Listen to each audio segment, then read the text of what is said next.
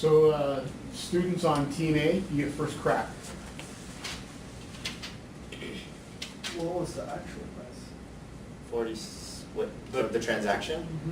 18.6. 18.6. But we're valuing it post. Oh, can I add- What's it worth now? Now. Can I add one comment really quick? One thing we also did was we ran Harry was running a we kind of did both. We were like, do we want to look at this valuation as of after the acquisition or pre-acquisition? So we did it both ways. And pre-acquisition, using the same free cash flows and the same assumptions going into those free cash flows for the pre-acquisition, well, similar, I would say. I don't want to say exactly identical. We came up with right around a $20 million or a $21 million valuation, which makes sense. And so I actually used the free cash flow forecast that I showed you, slapped on a $21 million valuation on in the end, and ran a simple NPV, and we were within like $100,000 in our final valuation. So that really reassured for me that, at least based on the forecast that we came up, if anything was going wrong, it wasn't in our valuation results, it was in our forecast. Okay. What else, guys?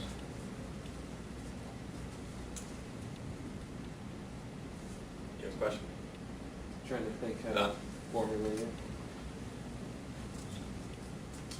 So, Robin, what questions do you have of your team? Yeah, can you go back to the revenue forecast really quick?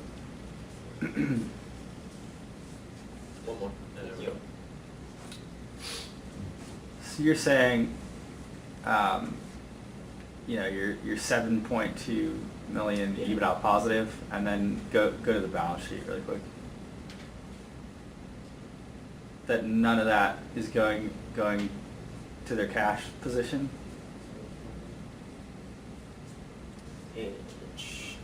So like where is all their profit going?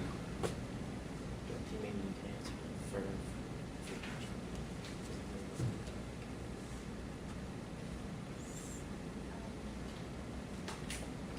Well, yeah, that's an issue.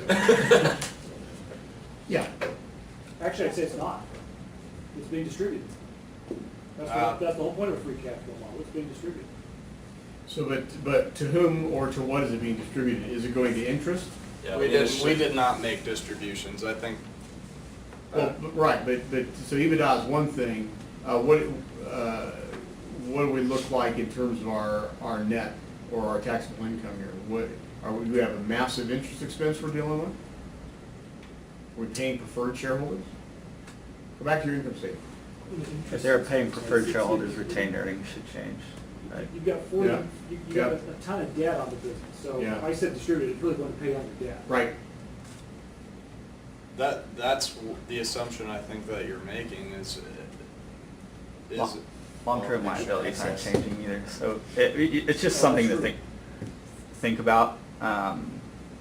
If you're projecting out financials, you have to make sure the story matches between the revenue and how they're generating and how they're using that cash, and it matches up with the balance sheet.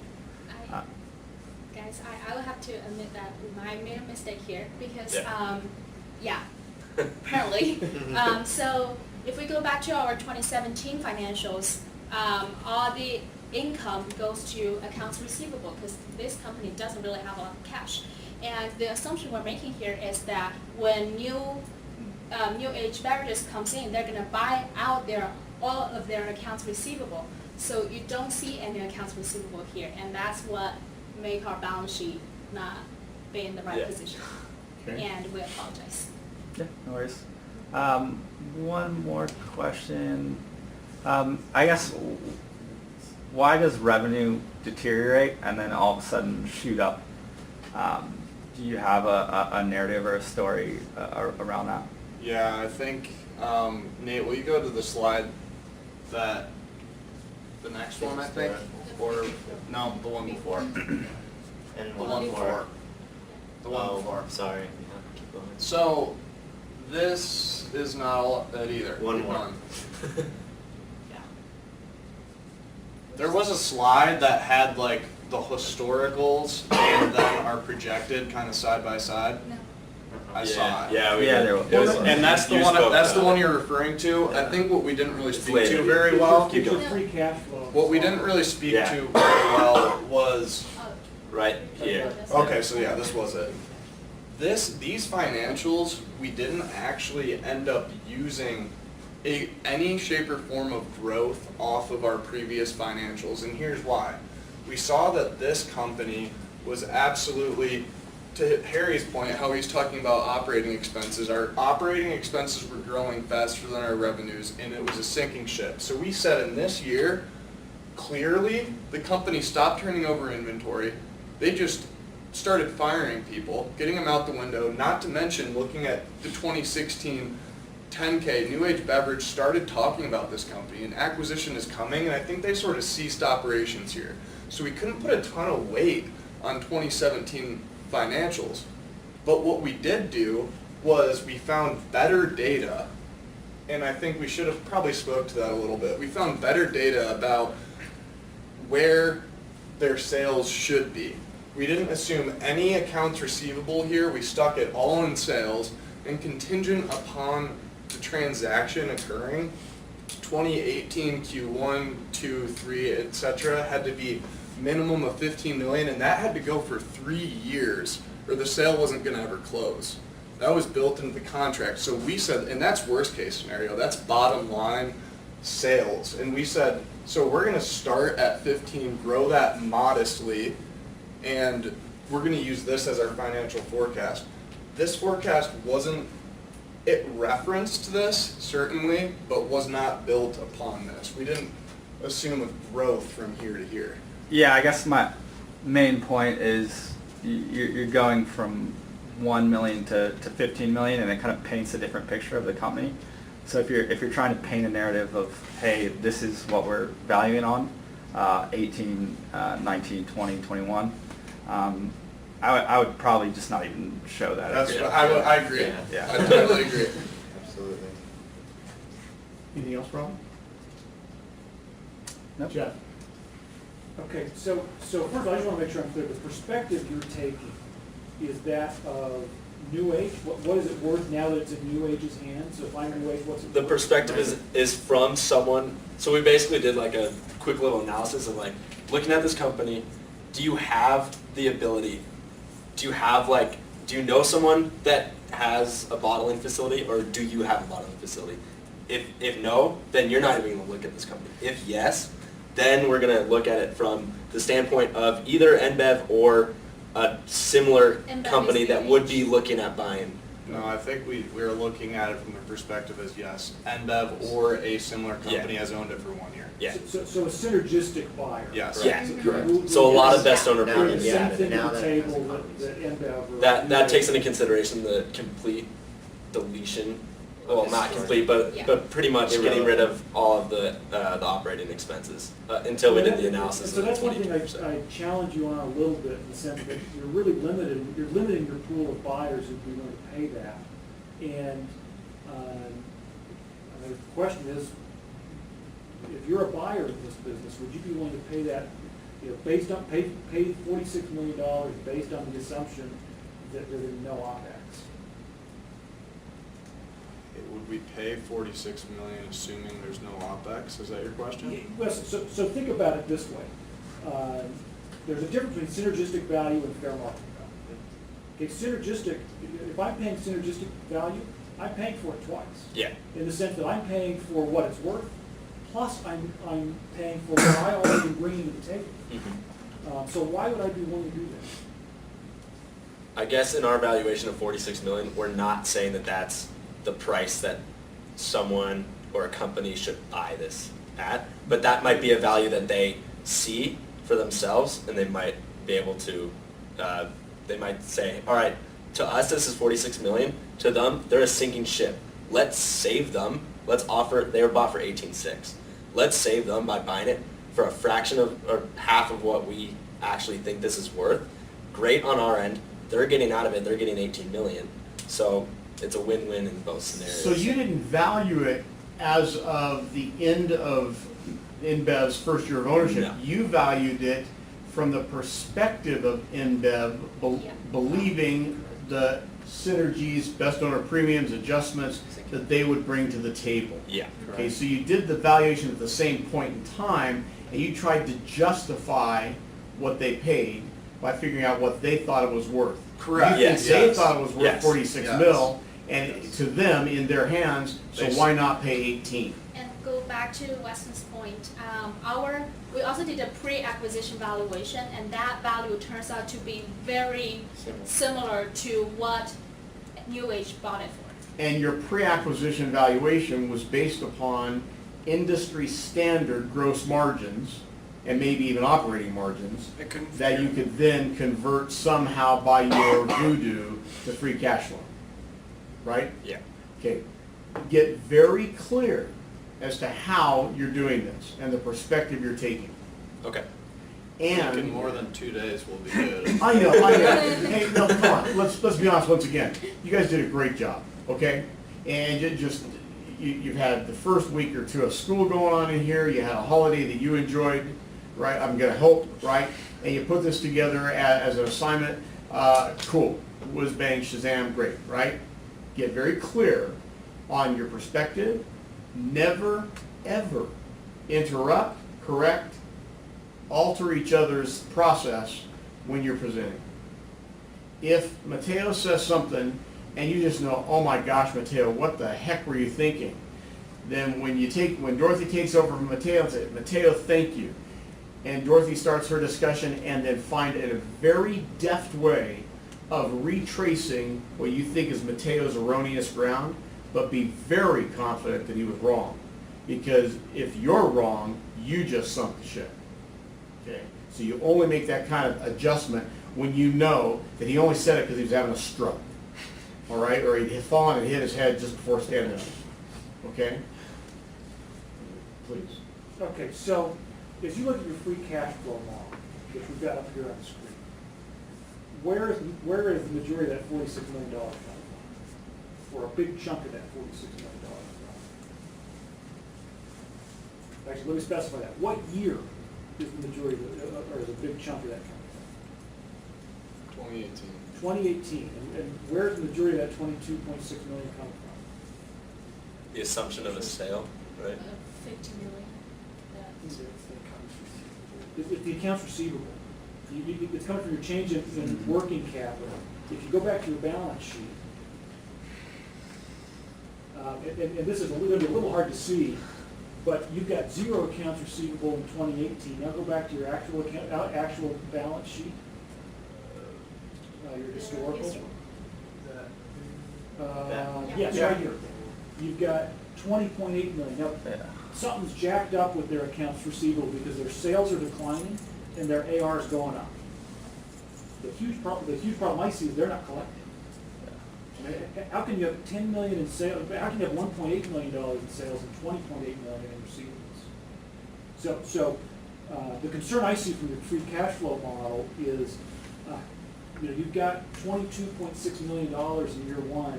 17 some odd of which is a change in working capital. I don't think that AR is real.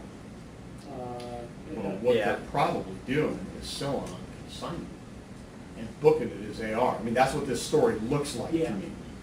And they've got massive payables not getting paid down. I think you kept the Same payables problem. on the books. So you kind of got an incongruency there. What I would suggest that you do is pay really close attention to that free cash flow number. Does it really make sense? I think what we should have done better is to, though we have the New Age Beverage projection of gross revenue 15 million, but we should, research more on why they're getting that estimation of 15 million. Look, can I add a comment to that? Yeah. Does everybody understand what an earnout is? No. No. Okay, so an earnout basically says, I want to buy your company, you want to sell it to me, but we can't agree on a number. And so we're going to put an earnout in place. An earnout basically says, I'm going to pay you some number today, but I'm going to pay you more. If the company does better than I'm expecting it'll do, I will gladly pay you more for that. typically it'll be a percentage of sales. And so the fact you've got an earnout that's based on a $15 million sales number means, what that really means is, I as the buyer, I don't think there's any way we're getting $15 million, but hey, if we do, I'll pay you more. I don't know if that's necessarily true, because, I don't know, I mean, Sure, you no, go definitely ahead, have challenge much more experience than I do, but I would say that most often, when a sales contract is put together, they intentionally build in the assumption that they have opportunities to create. So for instance, in sales that I've observed, that I've been in, we intentionally make that margin lower, that the buyer's margin is lower. That way we can receive half of anything above their return. I don't know if I made much sense. They must make 8% return, and anything above 8%, we get 50, they get 50. So our salespeople intentionally make sales lower so we can capitalize on any premium that they make at their expense. Just so you can know something about Westman, as a freshman, he's decided to openly debate the president of the college. Yeah, no, that's And call it on the carpet, okay? That's good. Right? Yeah. Yeah. Okay, so, that's it. The reason you know Jeff's right, when does this sale close? June 16. Of when? 2017. I thought you said that it doesn't close until a few years into InBev's operation of the asset. I think there are sale contingencies. So it doesn't close until, and that's how you know it's an earnout. Because essentially what they're saying, we're willing to pay out all this money, but this company has to earn that money for us before we pay it to you. Which I'll bet you is at the heart of the contingency. Yeah. Wait a second. So aren't you backing up our point there that we're confident they're going to make 15 million?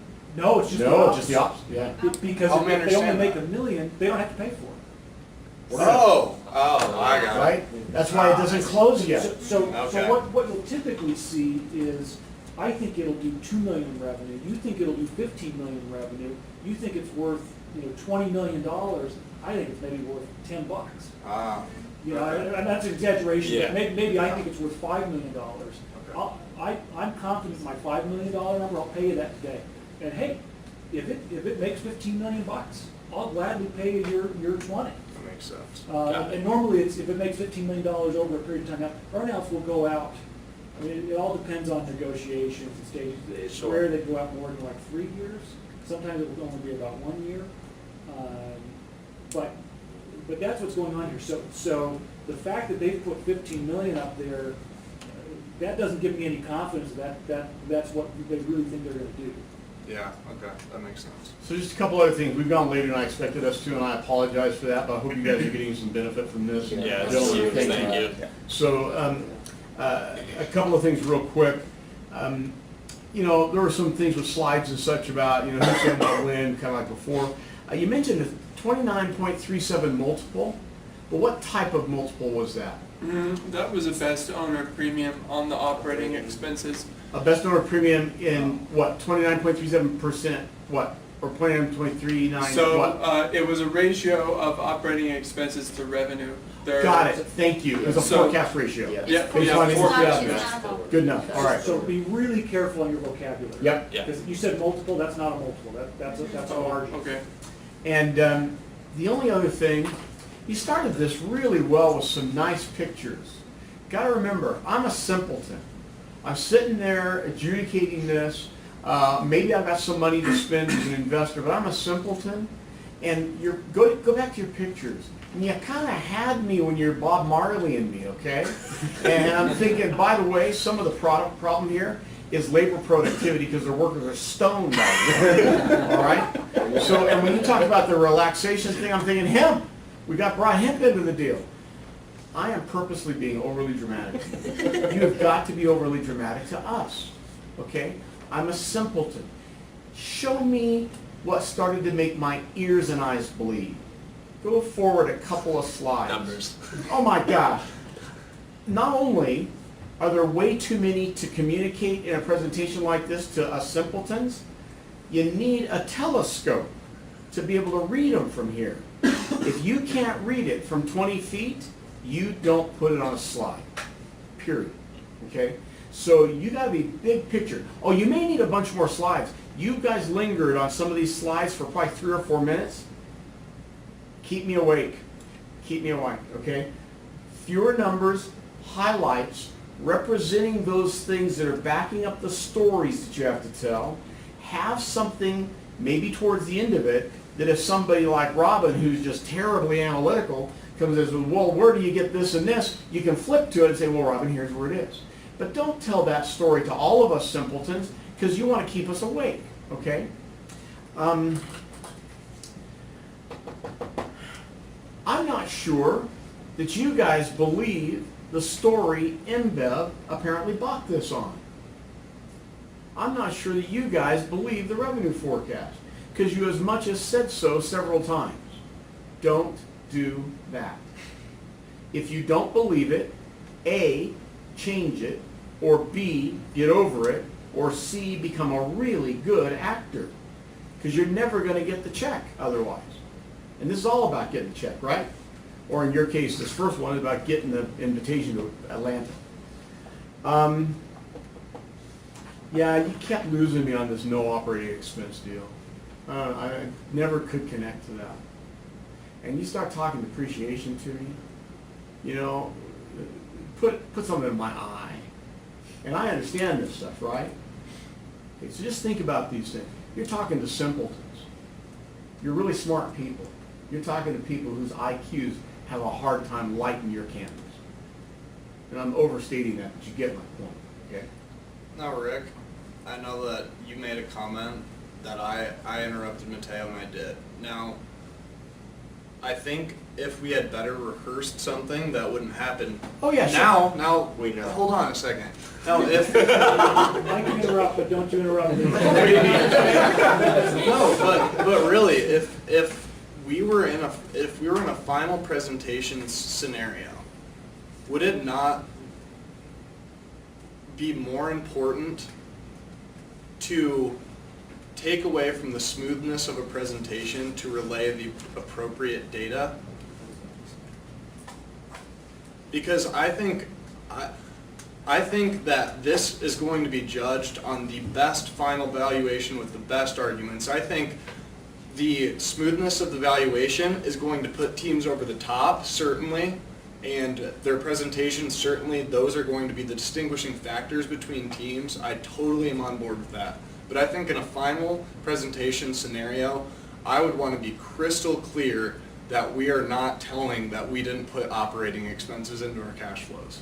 Oh, I agreed. would agree with that. I couldn't agree more. They will remember the last thing you said on an item, not the first thing you said. So back to our scenario. If Mateo screwed it up, then let Mateo go on, finish his item, and then when you pick back up, smooth it, nicely correct it. They will remember the last point you made on a given item, okay? So if I understand correctly, it's like it's more subtle. It is. You're not gonna have to worry about this. When you do the video presentation, which, let's face it, what we're trying to become successful at is our video presentation, and you're not gonna be doing that. If, to the extent that Mateo or you or anybody says something erroneous, you're gonna say, okay, well, we're gonna retape that part of it. Yeah. You know, we're not doing that again. You're talking now, and I was kind of talking as well, about when you're live. Correct. Here's another thing. You're going to control whether or not the audience and judges ask you questions during the presentation. You know me well enough to know I'm sitting here, I want to ask you questions in the middle of this thing. I want to make comments so bad I can hardly stand myself, okay?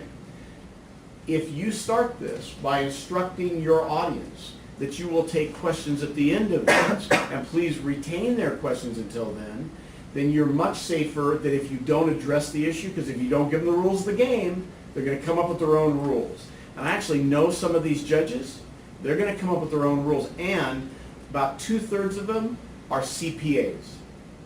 They're part of AICPA, okay? And maybe even more. I just recognize by the credentials that about 2/3 were CPAs. So they're going to love these numbers. But even CPAs in a valuation environment, you got to have the numbers to back yourself up so you can stand there straight and proud and tall and loud, but you got to show them pictures, you got to high overviews. Do we have videos of the last couple of years of the CFA Challenge presentations? We found You them. can YouTube it. You can use Can it. you? Yeah. Would one of you guys send me links to some of that? I would like you guys to see that, because some of you haven't seen those. This level of detail on a given slide does not exist, right? You can't do it like that. I have a quick question. Please. for Mentor Connect. So we did the 15 million as our kind of our estimate for revenue based on that earnout we talked about. If people are saying like, oh, they won't pay 15, so we pay them, what do you suggest we do like to set first year revenue then? Sky's the limit. I mean, you guys get to decide that. There are a few options you've got. One is, in a perfect world, we would have a lot more data. We look at quantity times, we look at quantity, we look at price. How are they actually selling this? What customer contracts do they have? I'm not sure if we'll have that or not. You know, you could stick with the $15 million. It isn't the most data point we've got, but then you got to jack up that discount rate and say we don't really believe that. You guys can say, look, in our estimation, we think that this company's done as much as $10 million. We think that it's going to slowly grow back over time. We think we'll probably do only $2 million while we grow this thing in 2017, and then $5 million, and then $10 million. It'll be on track for more normalized earnings growth. I mean, you guys get to tell the story, so you guys get to figure that out and tell the story that you think makes sense. Make it believable to both you and us. And if you have to find something that's believable, I believe you have data that shows you what other companies have done in the year or so after their infusion of capital. Okay? So what's realistic for your company? And believe what you're saying.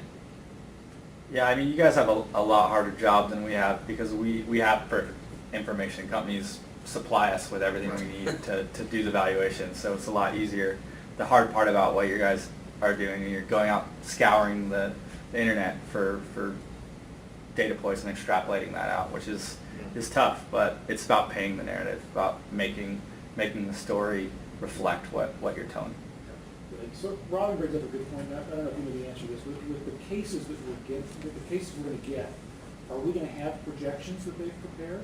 Theoretically, we're going to have excellent data that lets us base our evaluations. So we're not supposed to have to make some of those assumptions. We're going to have data that is as though the firm was our client and was cooperating with us. Sweet.